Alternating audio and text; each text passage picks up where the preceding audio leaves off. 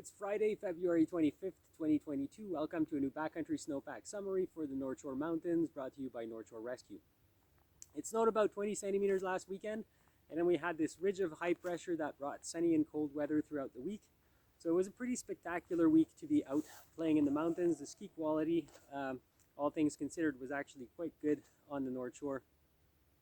And then, with this cold weather and also with some wind that came through the week, it created a very uneven, very extremely variable surface.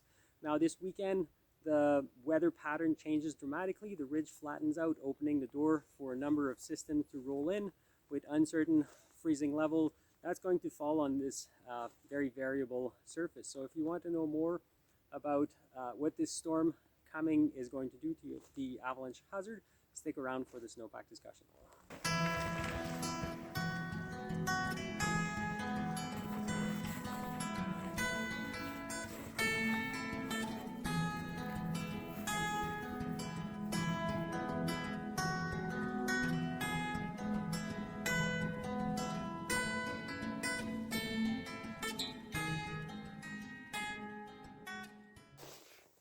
So we picked a location that was sheltered from the wind at 1,300 meters on a northeast aspect. But the first thing I'd like to say about snow profiles this weekend is to be very careful, because while there is a storm coming, and hopefully we're going to get a substantial amount of snow, even though the freezing levels are a little bit up in the air, that snow is going to fall on, like I said in the intro, an extremely variable surface. So traveling around this week, we could find on the surface just about everything. There was some stiff upside down wind slab, there was some surface hoar, there's some sun crusts, and now we got 4 centimeters of new snow on top of it. That kind of obscured a little bit the signs of wind transport that we had this week. But ultimately, what you have to remember is if you do an observation this weekend and dig a snow profile like this one, that it really is a very isolated piece of information. And I'm fairly certain that if we move just around the corner here, we would get a completely different setup. So what we have here is the snow that fell last weekend. And because of the cold temperature that we got over the week, that snow has actually formed into small facets. So they're really not, it's not bonding very well together. In places where there was wind transport, you will find a really nice stiff layer on top of these facets sitting on the crust that was there on the surface last Friday.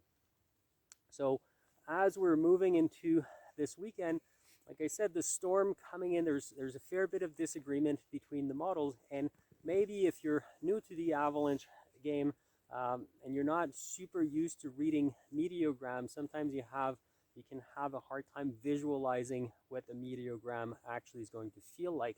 So we've developed this week a tool that allows you to look at a meteogram and run it through a process that helps you visualize what the storm is going to look like. So if we're looking at the meteogram for this weekend, what it gives us is something that's going to look like this.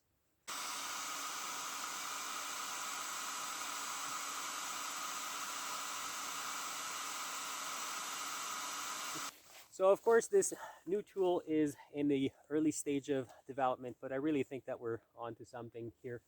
For this weekend, as the storm rolls in, we have to use quite a bit of caution, especially if we get a lot of snow. Remember that this snow is going to fall on extremely variable surface, ranging between upside down wind slab, surface hoar, and facets, and sun crust in some area.